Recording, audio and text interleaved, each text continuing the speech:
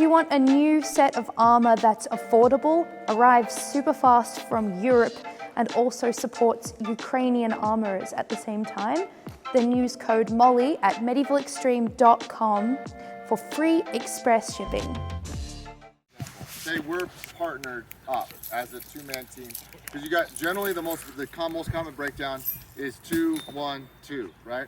So if you see me and Solomon partnered up, who do you think is the rail and who do you think is the wing in this situation? The smart way or the way most just teams just by looking at us, who would you pick? Most teams are going to put You'd be the rail. I'm the rail, yeah, right? And Solomon's the wing, right? I'll tell you this: if Solomon is a decent wrestler and can hold his own pretty good, guess who the rail is? Him. Why? He's short and they're going to go Because- straight for his head. So Because people will expect you. He's more stable on the rail and you have. Yeah, he's stable on the rail, and the other reason, he's phenomenal fucking bait. Yeah. He's great bait, Yeah. right? And I love bait. Like, Solomon can handle it. He knows I'm going to keep him safe, right? I'm not going to let him get too deep, too far, but he's phenomenal bait. Because he's going across somebody that's my size, and they see him like, I'm going to grab his head, I'm going to rip his down, I'm going to do all this. I got this, right? You want to inspire that false sense of confidence in that moment. So using someone that's shorter and that's smaller and that has a ton of stability on the rail is a much better option for a rail, because what can I do that he cannot do very well? Head rip. Head rip, right?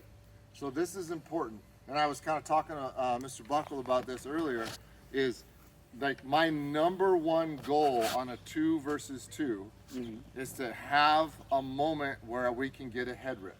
A head rip is the lowest energy takedown that you got in this sport. Yeah. All right, and that's all I needed you for, Solomon. Thank you. So, before we go into 2v2 tactics, what I do want to go into is just how to properly do a head rip, right? I always fight with about a 30-inch axe, right? And the reason I fight with a 30-inch axe is because I can two-hand it when I want to, right? I can one-hand it, no problem, right? And it's fun. It's a great grapple stick. So that's my thing. Like, everyone has their own reasons of what they like, and I'm horrible with a falchion. I've tried it. I can't do it. So so that's why I like to use about a 30-inch axe.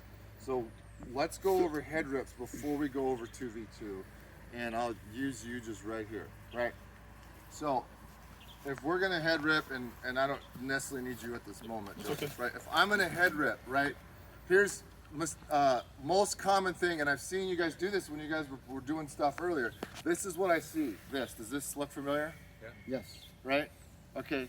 Right. So notice my hand position. This is pretty common. Yeah. Right? You reach up and over like this. Right? Is that also common? Yeah. Is that what you do?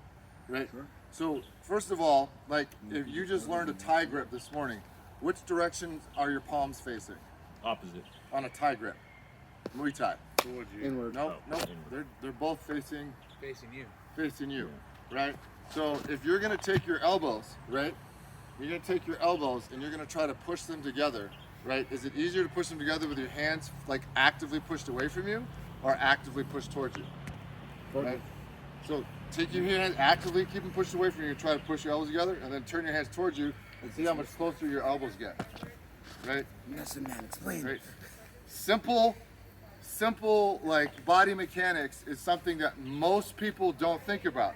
So when I decide to head rip and I lock my hands in a position already, because I want to get wide and I want to get around it, and I go over this person like this, how narrow can I get my elbows? Not very. How much room do they have to move their head? Entirely too much. They got that much room, right? Is that helpful? Right? If I'm gonna tie, I like it. I said I like it. yeah, it's helpful. It's helpful to this person, because when I do this and I pull back, right? He can do that, or I just get it deeper and I pull back. He turns his head towards me, right? And it's really easy. It's so easy, and he can actually set up a takedown that he talked about before. I love it when somebody head rips me like this, because I turn back, I roll, I step, and then I have to go right into a throw, right? And there's some good video on it too. Like, it works really well, right? So when you head rip, if you're deciding to jump over, reach, do this, and pull back, just understand that you took that 100% success rate on that head rip and put it to about 30%. Does that sound like good math? Nope. No, it sounds like you're a fucking idiot, right? But that's what we are. We're all fucking idiots, right? We're out here beating each other's axes. I'm just playing. So it's not good math, right? But that's what we do. Nobody's taught us. Nobody's said, well, how do you do a head rip right? So here, I'm gonna talk about using an axe on a head rip. First thing is that I wanna understand that a Muay Thai clinch is pretty phenomenal from the front. How do you think it is from the back? Better. Way better, right? It's way better, right? So if I'm gonna do a Muay Thai clinch, which direction do my hands have to be facing? Told you. Yeah, also, how far apart should my hands be? Not. Probably really close together, right? Can I do this really well? No, I can't, right? That's not how it works, right? Do we start a Muay Thai clinch with both hands? No. Is that what we just learned? No. We learned one hand, right? Settle, and then the other hand shoots in, right? This ain't no different. So I take whatever hand, and typically I'll take my weapon side hand. I will choke up on my axe, and I will use the haft of my axe, right? When I come up on this person, if he's facing this way, right, I will shoot this axe right here, right? The next thing that I'm gonna do is not grab it. I'm gonna push on his shoulder, right? And keep my palm up. I'm gonna drive that up, and I'm gonna grab right next to it as tight as I can on it. And then, what I'm gonna focus on is pinching my elbows together. That's what I'm gonna do. So this position, how's this feel right now, Brett? Not super comfortable. You're not super comfortable, right? So the focus is not getting this over the head and then just pulling them in tight. This is the biggest mistake, because even if I got this here, he's out. He's clear, right? So when I see this potential for a head rip or a position for a head rip, right? This comes through, and my initial contact should be right here. Should be driving this forward and locking this tight. That's where it should be. And now I should be focusing on pinching my elbows together, because as I pinch my elbows together, my hands naturally curl. Because what does Brett want to do? Turn, right? He wants to turn, or he wants to lean forward, right? And by driving my elbow, by pinching my elbows together, they naturally drive down and they naturally point his head up, right? So the focus is this, right? Here's the mistake. So we covered mistake number one, right? That's this. Before you go forward real quick, just gotta like this. I tell every one of my guys, the defense to this is this shoulder to the rail instantly, and the fact that he starts by pressing this shoulder forward and plants his elbow in my shoulder, my number one defense, which is driving this back to get into a better position, is gone, and he blocks it. Yeah. Right. Yeah. And I will say, like a big, huge moment of pride for me was when Brett and Craig actually complimented me on my head reps. Like, they were like, you have the best head reps ever. Like, it was a huge, like, I was like, wow, cool. I got a little fanboyish, but it was like, I felt really good about that. And that he wanted to get my information about head reps. So the point is that is our initial point of contact, right? This, this grip, right? This is better, right? This is better, but it's not as good as this, right? Your goal should be to set up a 100% move. That should be your goal. I mean, this, right, and this isn't a whole lot different, right? But you notice, like, I'm not trying to make a ton of contact on this person. I actually don't even want him to know I'm there. Right. Surprise. I want him focused on my partner, right? And if my partner's over here and he's driving his head like this is perfect. Because now he's trying to grab my head, right? Right? And he's not focused on the fact that his head is just ripe for the picking. So also something I like, but we're going to talk about that in a few. So this hand comes up, first primary contact is this drive here, and I bring it tight. And then the second piece is, or third piece at this point, is I pinch my elbows together, and you see what happens to his head? I naturally engage my biceps and I start to curl. Now when I pull this head rip, this is the other big mistake that I see, is people do this. They pull towards the opening. They're like, well, that's where I want him to go. Well, where does he get to go? Where does he, if you're facing that, it's a lot easier to turn your body, right? Have you tried running backwards? Yes. How well does that go? Right? Have you tried sprinting backwards? That goes abysmally. Right. Yeah. So we want him to sprint backwards. That's what we want him to do, right? So that's the goal of the head rip. So if I provide, I get all this, I'm good. And then I do this number, right? He can sprint forwards. I just ruined everything, right? It's a head rip, but I ruined it. Yeah. No, I did, seriously. Like if you see head rips where people are head ripping towards the center of the list, I'm keeping his butt on the rail.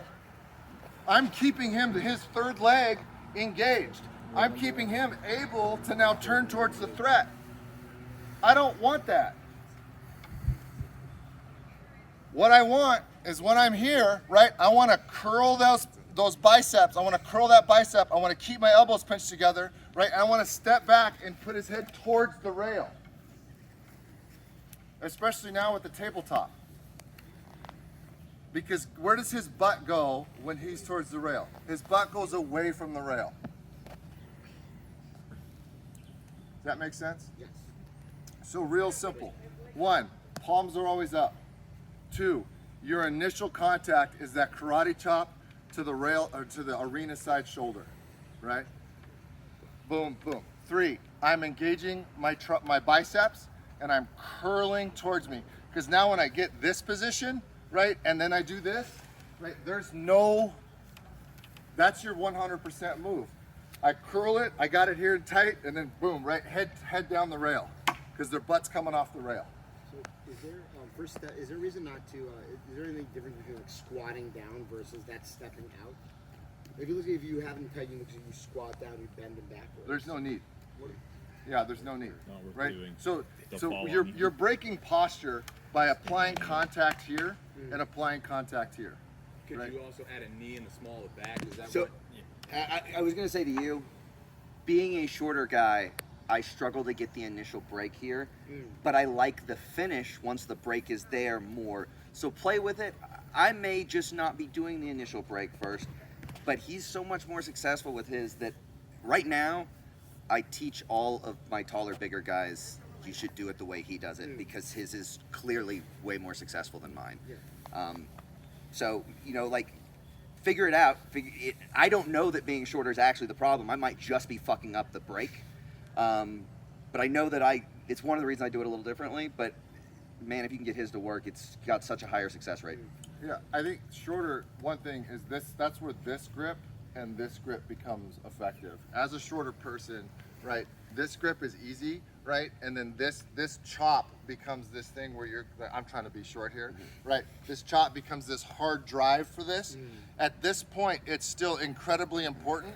You might need to squat, but the strength is in this curl here, right? So I need to curl them back to my height, right? So that's really where you're at, right? That's why I like this, because as a Muay Thai, or a Muay Thai clinch, this is really tight, right?